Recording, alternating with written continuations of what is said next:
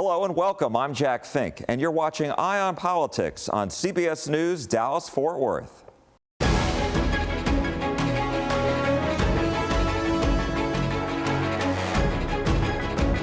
Election day is fast approaching, and so far fewer people are voting early in our 4 largest counties this year compared to the last midterm election in 2018.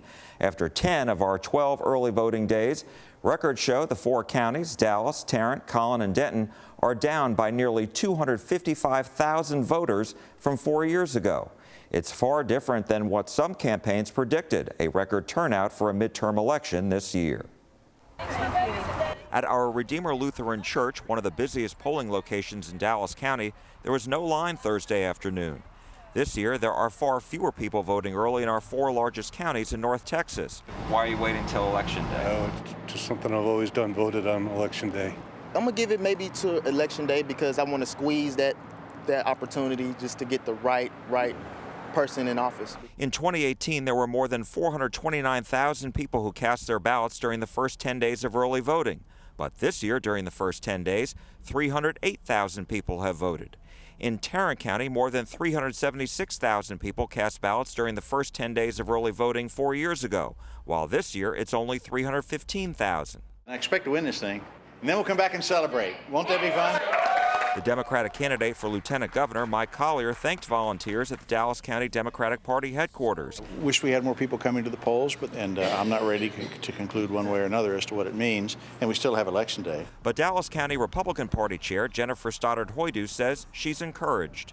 I think the decrease in early voting does help the Republicans, mostly because more Republicans vote on Election Day than Democrats. Dallas County Democratic Party Chair Christy Noble says there's still a fight going on in Texas, but acknowledges Democrats rely on a big turnout in Dallas.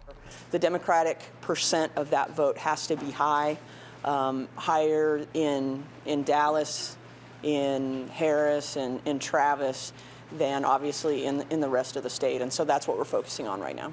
To get the vote out, leaders of both parties say their volunteers and candidates are going to be out block walking and phone baking starting this weekend through Election Day. Both Republicans and Democrats are urging people to vote early before Election Day. Democrats are hoping to change Tarrant County, which is the largest Republican county in Texas and perhaps the nation. Republicans want to keep it that way. And this week, one of their political heavyweights campaigned here to spread the word. A week from tomorrow, Tarrant County is going to be bright red. Senator Ted Cruz fired up Tarrant County Republicans in Keller and urged them to vote for their candidate for county judge, Tim O'Hare. We're going to give people property tax relief. Our property taxes are too high, and we're going to cut them. Tell you what else we're going to do. We're going to have the backs of law enforcement. It's time to... At UT Arlington this morning, Democratic candidate for Texas Attorney General Rochelle Garza told supporters a lot is at stake. And making sure that we allow Tarrant County to make decisions for themselves. Democratic candidate for Tarrant County Judge Deborah Peoples spoke about her priorities in the closing days of the campaign. It is bringing everybody to the table.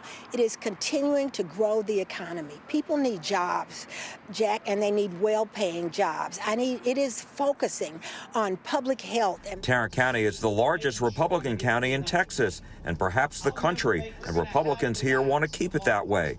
Democrats want to change that, and political analysts say the county is growing more competitive. Both Democrats and Republicans say there are key issues to help them win Tarrant County this year. For Democrat Pam Durham, it's elections and reproductive rights. So the issue is to use our voice and to make our democracy safe. That's what's on the ballot right now. For Republican Dan Jones, it's a variety of issues. The border, the inflation and all the expenses that are happening right now. It just seems like a total mess. Despite a slow start to early voting, campaigns are predicting a record turnout for a midterm election. We spoke with Senator Cruz about 2022 and 2024, and more on what he had to say coming up later in the show. The Democrat running for Texas Attorney General Rochelle Garza wrapped up a 3-day swing through North Texas this week in an effort to get people to the polls. I have a vision for making sure we make Texas works for all of us. Democratic candidate for Attorney General Rochelle Garza campaigned in McKinney Wednesday, home turf for two-term incumbent Republican Ken Paxton. You know, we need to be in Collin County. We need to talk to voters here. It's her third straight day in North Texas. It's not often we see Latinas running. The Attorney General faces state felony fraud charges first filed in 2015, and he's reportedly under FBI investigation after his office's former top lieutenants accused him of bribery. He has repeatedly denied any wrongdoing in both cases. In a statement, his campaign accused Garza of being radical. Quote, her open borders agenda at a time when our border and our state have been completely overrun with rampant illegal immigration isn't just wrong, it's dangerous. Ken Paxton doesn't know how to tell the truth. I started off my legal career as an immigration lawyer. I know that we have to be tough on human trafficking, gun trafficking, drug trafficking, and we can do those things and we should do those things, but we should also treat people humanely. The four most recent polls show Garza is trailing Paxton by an average of 9 percentage points, and one political analyst says she is facing the same kinds of challenges as other Democrats running statewide.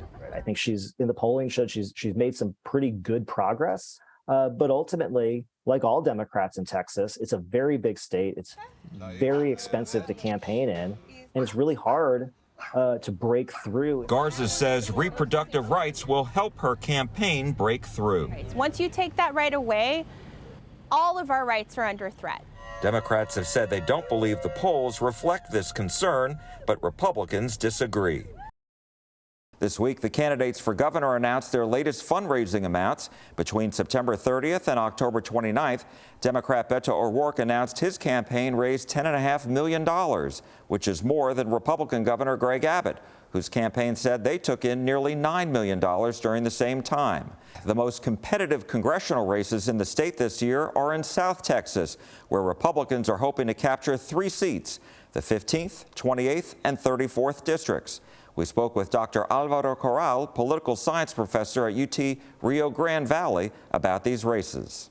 They are very much competitive races. I believe the Cook Political Report classifies them in one of their kind of the 435 races for Congress. They're one of those kind of 80 or 90 that are genuinely kind of, somewhat up in the air, leaning in certain directions. So my understanding is that I think Henry Cuellar and the Cassie Garcia race in District 28 probably is perhaps the safest at the moment looking, especially given like the fundamentals of that district, but still genuinely, probably a bit more competitive than Representative Cuellar has had in the past.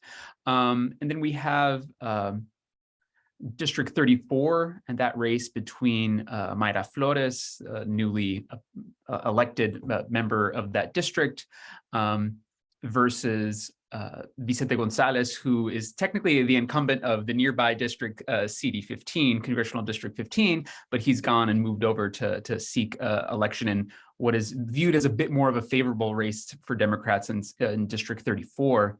And then Congressional District 15, that race between Monica de la Cruz and Michelle Vallejo, that's very much a kind of toss-up race. It's an open seat election. It's actually, I think, according to the Cook Political Report, probably the one that's most favorable to the Republicans, given, again, the fundamentals of the district after the redistricting process. And so I want to break it down and go through these congressional districts if I can. As far as the 28th district, Henry Cuellar, he survived a very tough primary challenge, and now he's going up against one of Senator Cruz's staff members, Cassie Garcia. And so I'm wondering, do you think that Cuellar is going to be able to hang on? I think so, but again, probably, in a very kind of competitive way, and probably in a way that's maybe that his campaign's not necessarily used to, right? I mean, I think he's going up for his 10th or so term in Congress, right? So he's done these elections many times in the past. I believe that the National Democratic Campaign Coordinating Committee that funds money has been very much kind of supporting him in order to kind of shore up and support the incumbent there. So yeah, it's definitely a very kind of conservative not conservative, I'm sorry, competitive race. And as you rightfully said, I think Cassie Garcia, as is kind of the case with all three of the Republican women, somewhat of a kind of not necessarily political novice, right? But definitely none of them have held elected office before, with the exception of perhaps Mayra Flores, but even Mayra Flores, right, only for the last couple of months. So there is a sense that, you know, we have a bit of a divide, both in terms of gender in the case of Henry Cuellar and also Vicente Gonzalez in these races, but then also a sense of, like, you know, a bit of like a new generation. These three candidates being, of course, a bit younger than what these districts are used to in terms of, you know, who has represented these districts in the past. Definitely, typically kind of older Latino men in the past. And let me ask you just about Henry Cuellar. He is pro-life, pro-Second Amendment, has been critical of the Biden administration policies with regards to oil and gas. And I'm wondering, does that help him in his district? I believe it probably does. I mean, I think he's being cognizant of what his district needs and the kind of interests and industries in his district. As you rightfully point out, there's a kind of large, you know, obviously because of the Laredo port of entry, there's concern there in terms of the kind of large, you know, voting population that's there related to the kind of, you know, border complex, right, in terms of customs and of course border enforcement, that being a kind of powerful constituency, but also of course, you know, the oil and gas industry that is big and powerful in all parts of the state. But yeah, so I think that, you know, he's adopted some positions that are a bit out of line with the National Democratic Party writ large, but probably that fits a bit more with the dynamics of his district. And in the 34th congressional district, the Mayra Flores and Vicente Gonzalez race, I mean, it's an interesting dynamic because she was able to win the special election. Democrats really didn't put up too much of a fight on that. And now I'm wondering, is that costing them? Because in the sense that she has the momentum, and Gonzalez switched from the 15th congressional district to the 34th, perhaps thinking that would be more favorable to him, and yet now it's very, very competitive there. Yeah, you're right. You know, insofar as Mayra Flores has knocked on more doors and walked more of the streets in that district, that's a bit of an advantage, right? She's done this recently, so I think that definitely does impart at least some bit of an initial advantage. Yeah, and I think Vicente Gonzalez is in a bit of a difficult spot, right? It's one of these things where, like, you know, current office holder, but, you know, in the district nearby, and so that can already be a kind of tricky sell to voters from, especially, you know, say, I don't know, Tarrant County, where Brownsville is, and so yeah, I think it's an interesting, unique dynamic in that race. And in the 15th congressional district, that's a seat now that was redrawn to favor Republicans. And in that race, Michelle Viejo, the Democrat, going up against the Republican Monica de la Cruz. And I'm just wondering, do you think, while historically that's been a Democratic district, Vicente Gonzalez's, do you think that, I mean, how much of a chance do you think Monica de la Cruz has? I think of the three, she's probably the one that's best poised, again, given the kind of newly drawn districts, right? It's kind of, we don't really necessarily have an election to kind of compare it neatly to. I believe before that district leaned just slightly for the Democrats in 2020, but then after this redrawing, it leans slightly, you know, based on the votes historically, it leans probably slightly to the Republicans. So those kind of fundamentals of the district probably favor a little bit the Republicans. And then also keeping in mind that, you know, the larger kind of dynamics of the race nationally, being midterm elections, you know, president's party typically loses seats in Congress, right? And so between that, you know, the issues of inflation in the economy, the redrawn district, I think, you know, it's all those kind of fundamentals point a little bit towards favoring Monica de la Cruz, and again, in the fact that it's an open seat election, so she's not facing an incumbent. And then let's talk a little bit about the money generated by these campaigns. I was going through the numbers, and I mean, they're eye-popping numbers.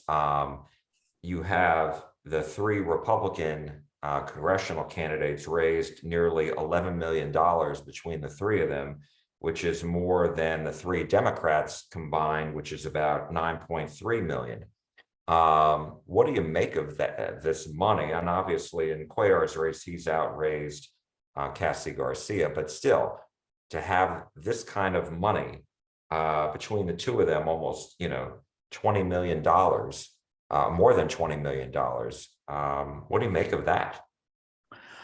Well, I mean, I think it speaks to the competitiveness of these races. This probably goes back a little bit to the somewhat surprising results in 2020, that presidential race, where all of a sudden, nationally, there was a lot of attention to this area because there were kind of countervailing winds in this region, right? Whereas most of the country in re-electing Biden, or rather in electing Biden, there was a bit of a shift towards the Democrats, whereas there were a few regions in the country, including most notably South Texas, that moved towards President Trump despite losing that election. And so I think, the Republican Party's ears perked up a bit there, and that has brought a lot of national and attention from the rest of the state as well. I believe that, in the case of probably the figures I know the best, Monica de la Cruz has received plenty of money from other parts of the state outside of South Texas. And so I think there's an eagerness on the part of Republicans statewide to, I think, make some headway in this, what was once kind of a Democratic bastion, as it were. So I think that if they can pull off, even one of these races, I think that gives them some sort of, edge, or maybe it builds something in terms of, narrative momentum to say that, after 2020, now we've picked up a seat or held a seat. And so, we're moving in the right direction, and that can kind of create a sense of energy among donors and the party nationally. And what is driving this? Is it really the border, the situation at the border with record number of migrants entering the U.S. illegally? Is this a question of inflation? Is this a question of all of it?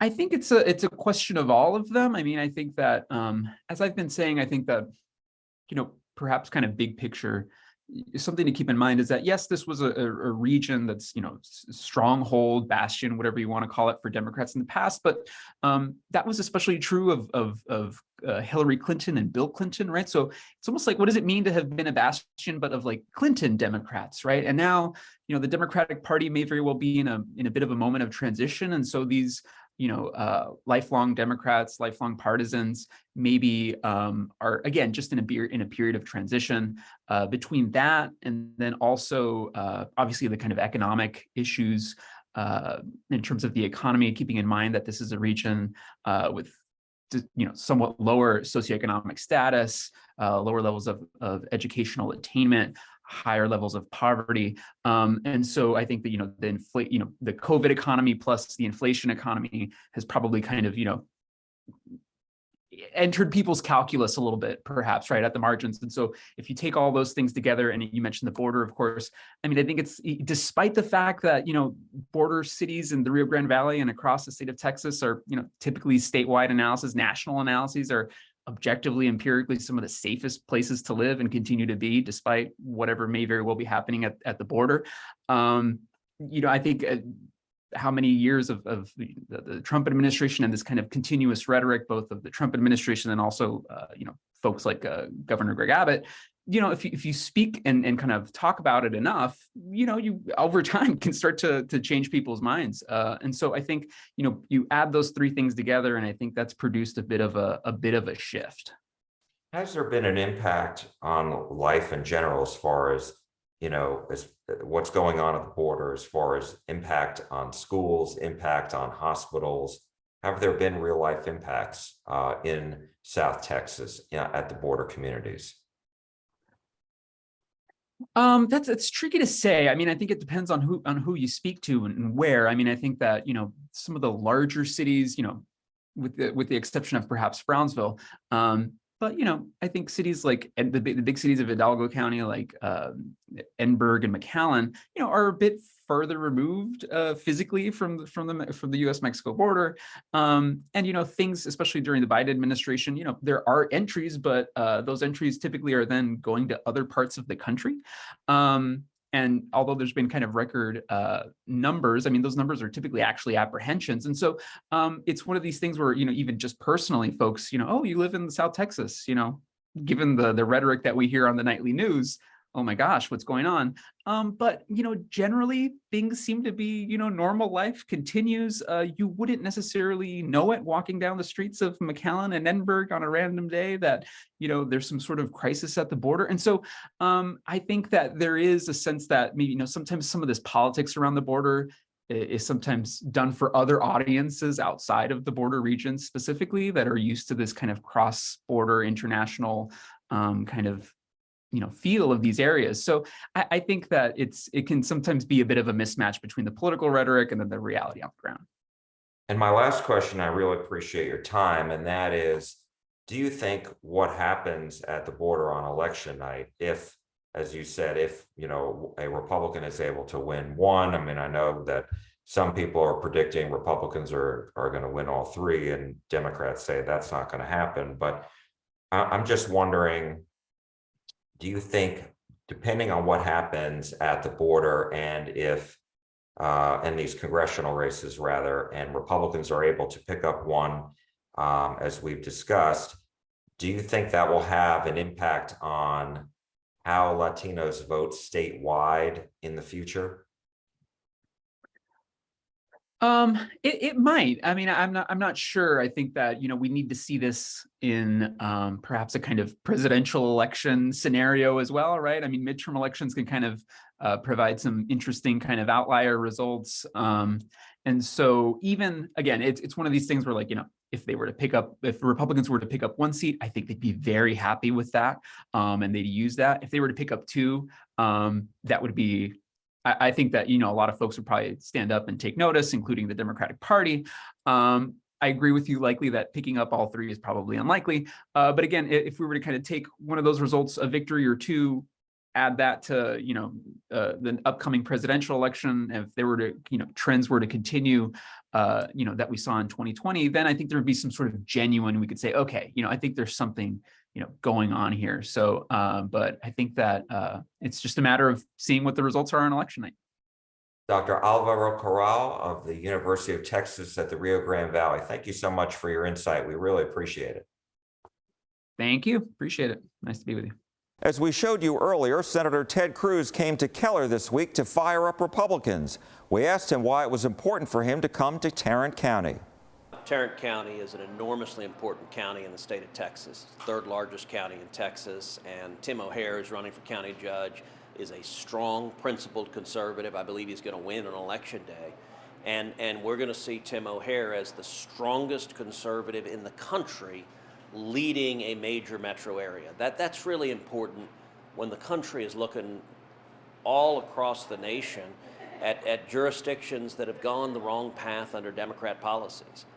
I think this election is going to be a tidal wave election because Texans and people in every state are fed up with the out-of-control inflation, the out-of-control crime, and the out-of-control illegal immigration. And I think we're going to see the country shift overall. I can tell you in November, Texas is going to be bright red. I think we're going to see Tarrant County as bright red. I'll tell you what else is going to be bright red, I believe, on election day, and that's South Texas. I've spent a lot of time down campaigning in South Texas. You've got 3 districts in the Rio Grande, all of which historically have been Democrat for over 100 years. I believe all 3 of those districts are going to elect Republicans in November, and all 3 of those Republicans are Latinas. We also asked him about 2024 and whether he will run for president no matter what, or whether he'll wait for former President Donald Trump to announce whether he will run again. I don't know what Donald Trump's going to do. I don't think anybody does. We'll wait and see. One of the prerogatives he gets as a former president, he gets to make that decision, and everyone in the country is waiting to see what he decides. I can tell you what my focus is with laser focus, and that's on 2022. That's on the election that is 8 days from now. Cruz says right now he is focused on 2022 and that he's been campaigning for Republican candidates for U.S. Senate and the House in 17 states. That's all for Eye on Politics this week. Thanks for joining us. I'm Jack Fink. And don't forget to watch us on election night. We will be streaming all results and have analysis with a great panel starting at 7 p.m. right here on CBS News Dallas-Fort Worth. Hope to see you then.